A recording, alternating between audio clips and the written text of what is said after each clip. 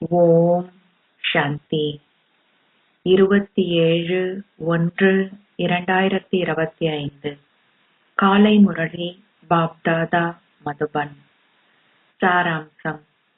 இனிய குழந்தைகளே, நீங்கள் உங்களுடைய கர்மாத்தீத ஸ்திதியை அடையும் போது விஷ்ணு தாமத்திற்கு செல்வீர்கள். திறமை சித்தி எய்துகின்ற குழந்தைகள் மாத்திரமே கர்மாத்தீதம் அடைகின்றார்கள். கேள்வி: இரு தந்தையரும் குழந்தைகளாகிய உங்களை இட்டு என்ன முயற்சியை செய்கிறார்கள்? பதில்: பாபா தாதா ஆகிய இருவரும் குழந்தைகளாகிய உங்களை ஸ்வர்க்கத்திற்கு தகுதியானவர்களாகவும் முற்றிலும் நற்குணங்கள் நிறைந்தவர்களாகவும் 16 ஸ்வர்க்க கலைகள் நிறைந்தவர்களாகவும் ஆக்குவதற்கான முயற்சியை செய்கிறார்கள். அது நீங்கள் இரட்டை இன்ஜினை பெற்றுள்ளதை போன்றதாகும். நீங்கள் 21 பிறவிகளுக்கு உங்களுடைய ராஜ்யத்தை பெறத்தக்கதாக அத்தகையதோர் அற்புதமான கல்வியை அவர் உங்களுக்கு கற்பிக்கின்றார். பாடல்: உங்களுடைய குழந்தை பருவ நாட்களை மறந்து விடாதீர்கள். ஓம் சாந்தி. இனிமையிலும் இனிமையான நீண்ட நாட்களுக்கு முன்னர் தொலைந்து இப்போது கண்டுபிடிக்கப்பட்டிருக்கும் குழந்தைகளே, நீங்கள் பாடலை கேட்டீர்கள். நாடக திட்டத்திற்கு ஏற்ப அத்தகைய பாடல்கள் உங்களுக்காக தெரிவு செய்யப்பட்டுள்ளன. திரைப்பட பாடல்களை கொண்டு பாபா முரளியை பேசுகின்றாரென்று மக்கள் ஆச்சரியப்படுகின்றார்கள். அவர்கள் கூறுகின்றார்கள், இந்த ஞானம் எவ்வகையானது? நீங்கள் சமய நூல்கள், வேதங்கள் ஊற்றை ஒதுக்கிவிட்டு திரைப்பட பாடல்களில் முரளியை நடத்துகிறீர்கள். உங்களுக்கு அதீந்திரிய சுகத்தை கொடுக்கின்ற அந்த எல்லையற்ற தந்தைக்கு நீங்கள் உரியவர்கள் என்பது குழந்தைகளாகிய உங்களுடைய புத்தியில் உள்ளது. ஆகவே நீங்கள் அத்தகையதோர் தந்தையை மறந்துவிடக் கூடாது. தந்தையை நினைவு செய்வதால் மாத்திரமே பல பிறவிகளுக்கான பாவங்கள் அழிக்கப்படும். நீங்கள் பாபாவை நினைவு செய்வதை நிறுத்தியதால் உங்கள் பாவங்கள் அழியாதுள்ளன என்றிருக்கக்கூடாது. உங்கள் அந்தஸ்தும் குறைக்கப்படும். அத்தகைய தந்தையை மிக நன்றாக நினைவு செய்வதற்கு நீங்கள் முயற்சி செய்ய வேண்டும். இருவருக்கு திருமண நிச்சயதார்த்தம் இடம்பெறும் போது அவர்கள் தொடர்ந்தும் ஒருவரையொருவர் நினைவு செய்வது போன்று நீங்களும் இப்போது நிச்சயதார்த்தம் செய்யப்பட்டுள்ளீர்கள். பின்னர் நீங்கள் உங்களுடைய கர்மாத்தீத ஸ்திதியை அடையும் போது விஷ்ணு தாமத்திற்கு செல்வீர்கள். இப்போது சிவபாபாவும் பிரஜாபிதா பிரம்மா பாபாவும் இருக்கிறார்கள். நீங்கள் 2 இன்ஜின்களை பெற்றிருக்கின்றீர்கள். ஒருவர் அசரீரியானவர், மற்றவர் சரீரதாரியாவார். குழந்தைகளாகிய உங்களை ஸ்வர்க்கத்திற்கு தகுதி வாய்ந்தவர்கள் ஆக்குவதற்காக இருவரும் முயற்சி செய்கிறார்கள். நீங்கள் முற்றிலும் நற்குணங்கள் நிறைந்தவர்களாகவும் 16 ஸ்வர்க்க கலைகள் முழுமையாக நிறைந்தவர்களாகவும் ஆக வேண்டும். நீங்கள் இங்கு ஒரு பரீட்சையில் சித்தி எய்த வேண்டும். இவ்விஷயங்கள் சமய நூல்களில் குறிப்பிடப்படவில்லை.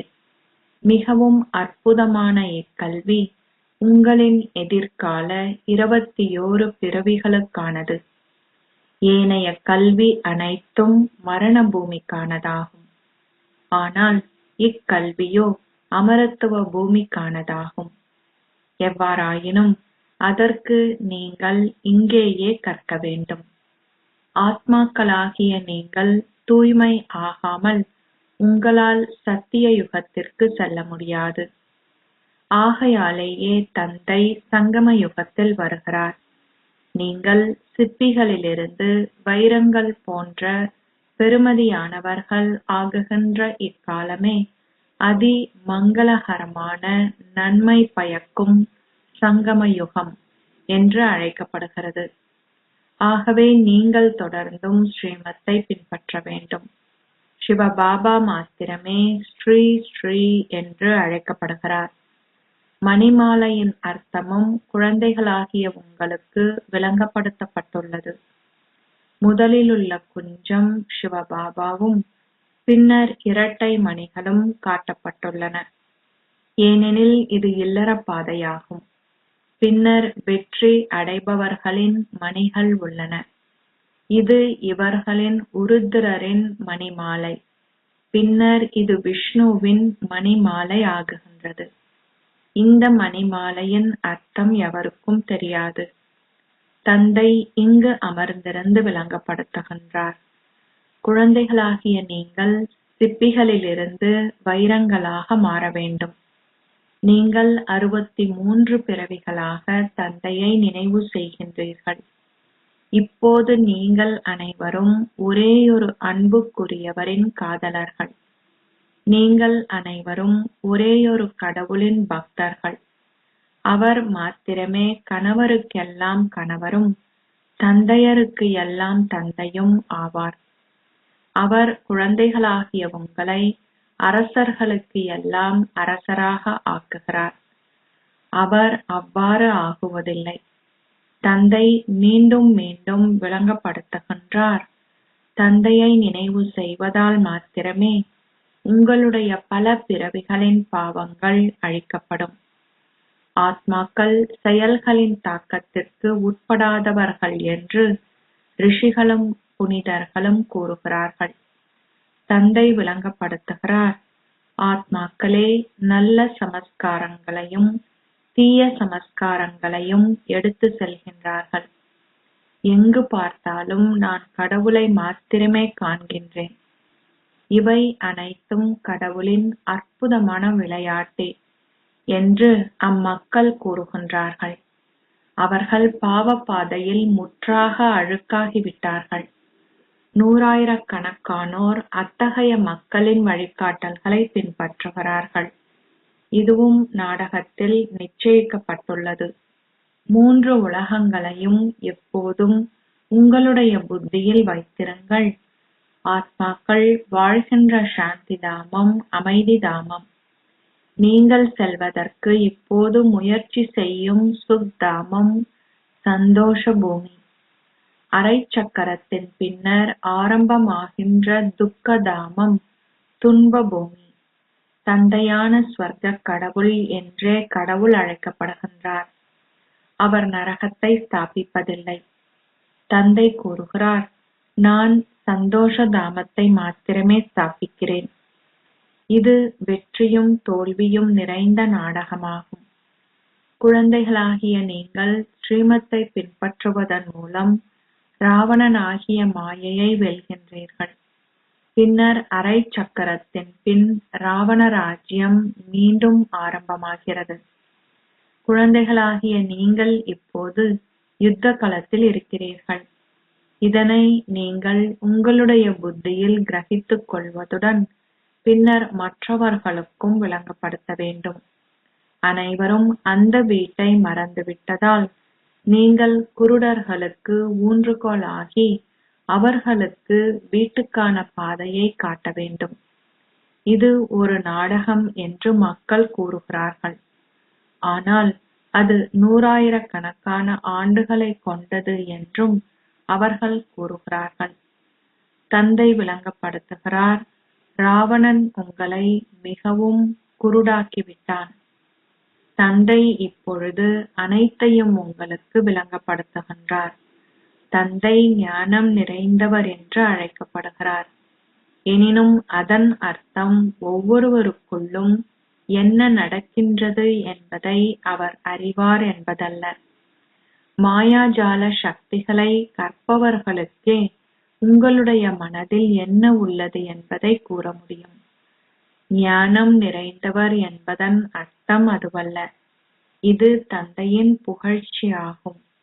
அவர் ஞானக்கடல், பேரானந்த கடல் ஆவார். ஒவ்வொருவருக்குள்ளும் இருக்கின்ற அனைத்தும் அவருக்கு தெரியுமென மக்கள் கூறுகிறார்கள். அவரே ஆசிரியர் என்றும் அவர் எங்களுக்கு கற்பிக்கின்றார் என்றும் குழந்தைகளாகிய நீங்கள் இப்போது புரிந்து கொள்கின்றீர்கள். அவர் ஆன்மீக தந்தையும் ஆன்மீக சர்க்குருவும் ஆவார். ஏனையோர் சரீரதாரி ஆசிரியர்களும் குருமாரும் ஆவார்கள். அவர்கள் அனைவரும் வெவ்வேறானவர்கள். அவர்கள் மூவரும் ஒருவராக இருக்க முடியாது. சில சந்தர்ப்பங்களில் ஒருவருடைய லௌகீக தந்தை அவருக்கு ஆசிரியராகவும் இருப்பார். ஆனால் அவரே அவரது குருவாகவும் இருக்க முடியாது. அப்படி இருந்தாலும் அவர்கள் அனைவரும் மனிதர்களே. இங்கு பரம தந்தை பரமாத்மாவே உங்களுக்கு கற்பிக்கிறார்.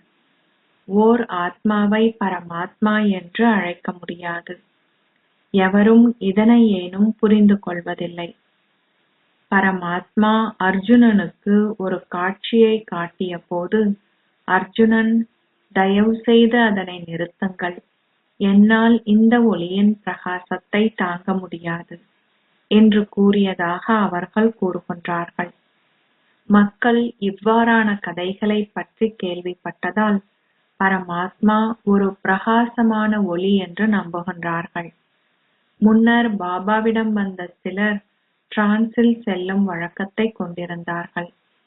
அவர்கள் கூறுவதுண்டு, இதனை நிறுத்துங்கள், அது அதிக பிரகாசமாக உள்ளது, என்னால் அதனை தாங்க முடியவில்லை. முன்னர் எவற்றையெல்லாம் செவிமடுத்தார்களோ அந்த பக்தி உணர்வு இன்னும் அவர்களின் புத்தியில் உள்ளது. தந்தை கூறுகிறார், எவ்வாறான பக்தி உணர்வுடன் அவர்கள் என்னை நினைவு செய்கிறார்களோ அவற்றை நான் நிறைவேற்றுகிறேன். அவர்கள் பிள்ளையாரை வழிபடுபவர்களாக இருந்தால் அவர்களுக்கு நான் பிள்ளையாரின் காட்சியை கொடுக்கிறேன். ஒரு காட்சி கிடைக்கும் போது தாங்கள் முக்தி தாமத்தை அடைந்து விட்டதாக அவர்கள் நம்புகிறார்கள். ஆனால் எவருமே முக்தி தாமத்திற்கு செல்ல முடியாது. நாரதரின் உதாரணமும் உள்ளது.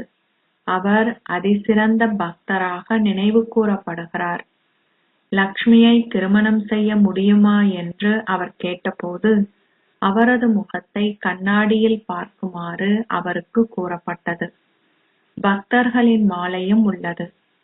பெண்களுள் மீராவும் ஆண்களில் நாரதரும் பிரதான பக்தர்களாக நினைவு கூறப்படுகிறார்கள். இங்கு ஞானத்தில் சரஸ்வதியே பிரதானமானவராவார். எல்லோரும் வரிசை கிரமமாகவே உள்ளனர். தந்தை விளங்கப்படுத்துகிறார், நீங்கள் மாயையை இட்டு மிகவும் எச்சரிக்கையாக இருக்க வேண்டும். கடவுள் வந்தும் கூட என்னால் ஆஸ்தியை பெற முடியாது போய்விட்டதே என்று நீங்கள் இறுதியில் அழுது மனம் வருந்தும் அளவிற்கு மாயை உங்களை அத்தகைய தவறான செயல்களை செய்விப்பாள். நீங்கள் பிரஜைகளின் பணிப்பெண்களாகவும் வேலைக்காரர்களாகவும் ஆகுவீர்கள். பின்னர் இந்த கல்வி முடிவடைந்துவிடும். நீங்கள் அதிகளவு வருந்த நேரிடும். இதனாலேயே தந்தை நீங்கள் இறுதியில் வருந்தாதவாறு ஆரம்பத்திலிருந்தே உங்களுக்கு விளங்கப்படுத்திக் கொண்டிருக்கிறார். எந்தளவிற்கு அதிகமாக நீங்கள் தந்தையை நினைவு செய்கிறீர்களோ அந்தளவிற்கு நினைவு என்ற தீ மூலம் உங்களுடைய பாவங்கள் அழிக்கப்படும். ஆத்மாக்களாகிய நீங்கள் சதோ பிரதானாக இருந்தீர்கள். பின்னர் மேலும் மேலும் கலப்படம் உங்களில் கலக்கும் போது நீங்கள் தமோ பிரதான் ஆகினீர்கள். சத்திய, திரேதா, துவாபர, கலியுகம் என்ற பெயர்கள் உள்ளன. இப்போது நீங்கள் கலியுகத்திலிருந்து சத்திய யுகத்திற்கு செல்ல வேண்டும். ஆத்மாக்களாகிய நீங்கள் தூய்மை ஆகாதவரை அங்கு செல்ல முடியாது. சத்திய யுகத்தில் தூய்மை இருந்தது. அத்துடன் அமைதியும் செழிப்பும் நிறைந்திருந்தன. இங்கு தூய்மை இல்லை. ஆகவே அமைதியோ செழிப்போ இல்லாதுள்ளது. இதில் இரவுக்கும் பகலுக்கும் இடையிலான வித்தியாசம் உள்ளது. ஆகவே தந்தை கூறுகிறார், உங்களுடைய குழந்தை பருவ நாட்களை மறந்து விடாதீர்கள். தந்தை உங்களை தத்தெடுத்துள்ளார். அவர் பிரம்மா மூலம் உங்களை தத்தெடுத்துள்ளார். இது தத்தெடுத்தல் ஆகும். மனைவி தத்தெடுக்கப்படுகிறார், ஆனால் குழந்தைகள் படைக்கப்படுகிறார்கள். ஒரு மனைவி படைப்பு என்று அழைக்கப்படுவது இல்லை. இந்த தந்தையும் உங்களை தத்தெடுக்கிறார். முன்னைய சக்கரத்தில் என்னால் தத்தெடுக்கப்பட்ட என்னுடைய அதே குழந்தைகளே நீங்கள். தத்தெடுக்கப்பட்ட குழந்தைகளே தந்தையிடமிருந்து ஆஸ்தியை பெறுகிறார்கள். அதிமேலான தந்தையிடமிருந்து நீங்கள் மிகவும் மேன்மையான ஆஸ்தியை பெறுகிறீர்கள். கடவுள் முதலாமவர். பின்னர் சத்திய யுகத்தின் அதிபதிகளான லக்ஷ்மியும் நாராயணனும் இரண்டாம் இலக்கத்தவர்கள். நீங்கள் இப்போது சத்திய யுகத்தின் அதிபதிகள் ஆகுகின்றீர்கள். நீங்கள் இன்னும் சம்பூர்ணமானவர்கள் ஆகவில்லை. நீங்கள் அவ்வாறு ஆகிக் கொண்டிருக்கின்றீர்கள். தூய்மையாகுவதுடன் மற்றவர்களையும் தூய்மையாக்குவதே உண்மையான ஆன்மீக சேவையாகும். இப்போது நீங்கள் ஆன்மீக சேவை செய்கின்றீர்கள். இதனாலேயே நீங்கள் மிகவும் மேன்மையானவர்கள். ஷிவ் பாபா தூய்மையற்றவர்களை தூய்மையானவர்கள் ஆக்குகிறார். நீங்களும் மற்றவர்களை தூய்மையானவர்கள் ஆக்குகிறீர்கள். ராவணன் உங்களுடைய புத்தியை மிகவும் சீரழிந்ததாக ஆக்கியுள்ளான். தந்தை இப்போது உங்களை புதிய உலகின் அதிபதிகள் ஆக்குவதற்கு தகுதியானவர்கள் ஆக்குகிறார். அத்தகைய தந்தை கற்களிலும் கூழாங்கற்களிலும் இருக்கிறார் என்று எப்படி அவர்களால் கூற முடியும்? தந்தை கூறுகிறார், இந்த நாடகம் முன்னரே நிச்சயிக்கப்பட்டது. அடுத்த சக்கரத்திலும் அவ்வாறே இடம்பெறும். நாடகத்திற்கேற்ப உங்களுக்கு விளங்கப்படுத்துவதற்காக நான் வந்துள்ளேன். இதில் சிறிதளவு மாற்றம் கூட இருக்க முடியாது. தந்தை வருவதை ஒரு வினாடியால் கூட தாமதிக்க முடியாது. பாபாவின் மறு அவதாரம் இருப்பது போன்று குழந்தைகளாகிய உங்களுக்கும் மறு அவதாரம் உள்ளது. நீங்கள் இங்கு மறு அவதாரம் எடுத்துள்ளீர்கள். ஆத்மாக்கள் தங்கள் பாகங்களை ஒரு சரீர உருவில் நடிப்பதற்காக மேலிருந்து இங்கு கீழிறங்கி வருகிறார்கள். இது அவதாரம் என்று அழைக்கப்படுகிறது. நீங்கள் உங்கள் பாகங்களை நடிப்பதற்காக மேலிருந்து கீழிறங்கி வந்தீர்கள். தந்தையின் பிறப்பு தெய்வீகமானதும் தனித்துவமானதும் ஆகும். தந்தை தானே கூறுகிறார், நான் பஞ்ச தத்துவங்களின் உதவியை பெற வேண்டியுள்ளது. நான் இந்த சரீரத்தில் பிரவேசிக்கிறேன். இந்த சரீரம் எனக்காக தெரிவு செய்யப்பட்டுள்ளது. இது அத்தகையதோர் அற்புதமான நாடகமாகும். இந்நாடகத்தில் ஒவ்வொருவருடைய பாகமும் முன்னரே நிச்சயிக்கப்பட்டுள்ளதுடன் ஒவ்வொருவரும் தொடர்ந்தும் அதனை நடித்தாக வேண்டும். நீங்கள் 21 பிறவிகளுக்கான பாகத்தை அதே மாதிரி மீண்டும் நடிப்பீர்கள். நீங்கள் தெளிவான ஞானத்தையும் பெற்றிருக்கின்றீர்கள். ஆனால் நீங்கள் செய்யும் முயற்சிக்கேற்ப வரிசை கிரமமாகவே நீங்கள் புரிந்து கொள்கிறீர்கள். பாபா மகாரத்திகளை புகழ்கிறார். கௌரவர்களுக்கும் பாண்டவர்களுக்கும் இடையிலான ஒரு யுத்தம் சித்தரிக்கப்பட்டுள்ளது. அந்த கதைகள் அனைத்தும் கட்டுக்கதைகளாகும். அவர்கள் பௌதீகமாக இரட்டை வன்முறையாளர்கள் என்பதையும், ஆனால் நீங்களோ ஆன்மீக இரட்டை அகிம்சாவாதிகள் என்பதையும் இப்போது புரிந்து கொள்கின்றீர்கள். உங்களுடைய ராஜ்யத்தை பெறுவதற்கு நீங்கள் எவ்வளவு சாதாரணமாக அமர்ந்திருக்கின்றீர்கள் என்று பாருங்கள். தந்தையை நினைவு செய்வதன் மூலம் உங்களுடைய பாவங்கள் அழிக்கப்படும் என்பது உங்களுக்கு தெரியும். இந்த ஒரேயொரு அக்கறையே உங்களுக்கு உள்ளது. நினைவு செய்வதிலேயே முழு முயற்சியும் உள்ளது. இதனாலேயே பாரதத்தின் புராதன யோகம் நினைவு கூறப்படுகிறது. வெளிநாட்டிலுள்ள மக்களும் பாரதத்தின் புராதன யோகத்தை கற்க விரும்புகிறார்கள். சந்நியாசிகளால் தங்களுக்கு இந்த யோகத்தை கற்பிக்க முடியுமென அவர்கள் நம்புகிறார்கள். உண்மையில் அவர்கள் எதனையும் கற்பிப்பதில்லை. அவர்களுடைய துறவு ஹதயோகத்திற்கு உரியதாகும். நீங்கள் இல்லற பாதைக்கு உரியவர்கள். உங்களுடைய ராஜ்யம் ஆரம்பத்தில் இருந்தது, இப்போது அதன் முடிவாகும். இப்போது மக்களால் மக்களின் அரசாங்கம் உள்ளது. உலகில் கார் இருள் உள்ளது. எவ்வித காரணமும் இன்றி இரத்த வெள்ளம் வரப்போகின்றது என்று இப்போது உங்களுக்கு தெரியும். அவர்களும் அத்தகைய நாடகத்தை காட்டுகிறார்கள். எவ்வாறாயினும் இங்கு இது ஓர் எல்லையற்ற விஷயமாகும். அதிக இரத்த வெள்ளம் இருக்கும். இயற்கை அழிவுகளும் இருக்கும். அனைவருக்கும் மரணம் சம்பவிக்கும். இதுவே எவ்வித காரணமும் இல்லாத இரத்த வெள்ளம் என்று அழைக்கப்படுகின்றது. இதனை அவதானிப்பதற்கு உங்களுக்கு அதிக தைரியம் தேவை. பயப்படுபவர்கள் விரைவில் மயக்கமடைந்து விடுவார்கள். நீங்கள் இதில் பயமின்றி இருக்க வேண்டும். நீங்கள் சிவ சக்திகள். சிவபாபா சர்வ சக்திவான். நாங்கள் அவரிடமிருந்து சக்தியை பெறுகின்றோம். தூய்மையற்றவர்களில் இருந்து தூய்மையானவர்கள் ஆகுவதற்கான வழியை தந்தை மாத்திரமே உங்களுக்கு காட்டுகிறார். தந்தை உங்களுக்கு மிகவும் எளிமையான ஆலோசனையை தருகிறார். குழந்தைகளே, நீங்கள் சதோ பிரதானாக இருந்தீர்கள். இப்போது தமோ பிரதான் ஆகிவிட்டீர்கள்.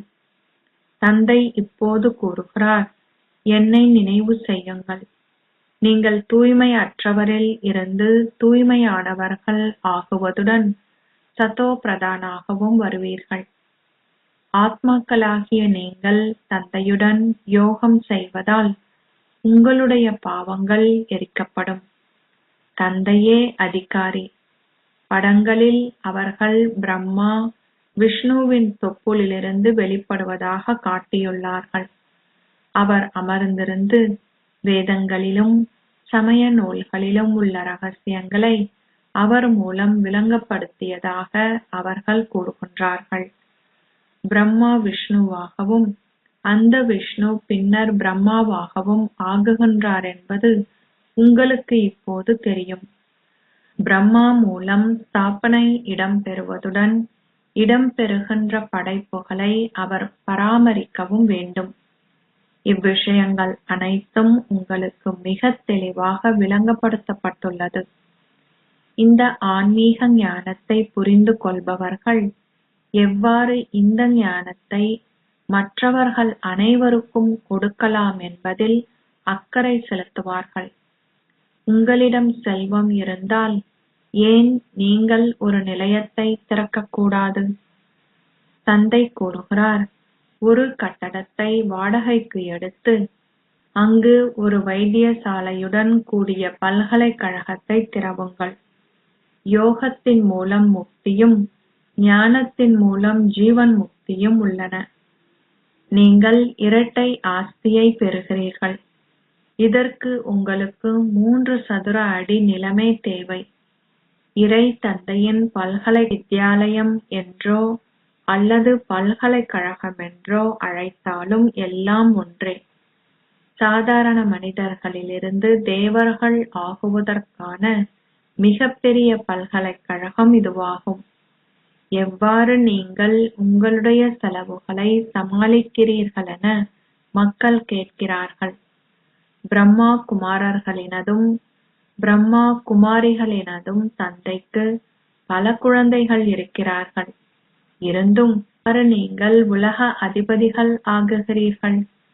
நீங்கள் சிவபாபாவை ஸ்ரீ ஸ்ரீ என்று அழைக்கிறீர்கள். ஏனெனில் அவரே அதி மேலானவர். லக்ஷ்மியும் நாராயணனும் ஸ்ரீ லக்ஷ்மி ஸ்ரீ நாராயணன் என்று அழைக்கப்படுகின்றார்கள். நீங்கள் இவ்விஷயங்கள் அனைத்தையும் மிக நன்றாக கிரகிக்க வேண்டும். தந்தை கூறுகிறார், நான் உங்களுக்கு ராஜயோகம் கற்பிக்கிறேன். இதுவே உண்மையான மாத்திரம் கூறப்பட்டிருக்க முடியாது. மக்கள் பலர் அமர்நாத்திற்கு செல்கிறார்கள். குழந்தைகளாகிய நீங்கள் புத்துணர்ச்சி பெறுவதற்காகவே தந்தையிடம் வருகின்றீர்கள். புத்துணர்ச்சி பெற்றதும் மற்றவர்களுக்கு விளங்கப்படுத்தி அவர்களையும் புத்துணர்ச்சி பெற செய்து நிலையங்களை திறவுங்கள். தந்தை கூறுகிறார், 3 சதுர அடி நிலத்தை எடுத்து வைத்தியசாலையுடன் கூடிய எவ்வித செலவும் இல்லை.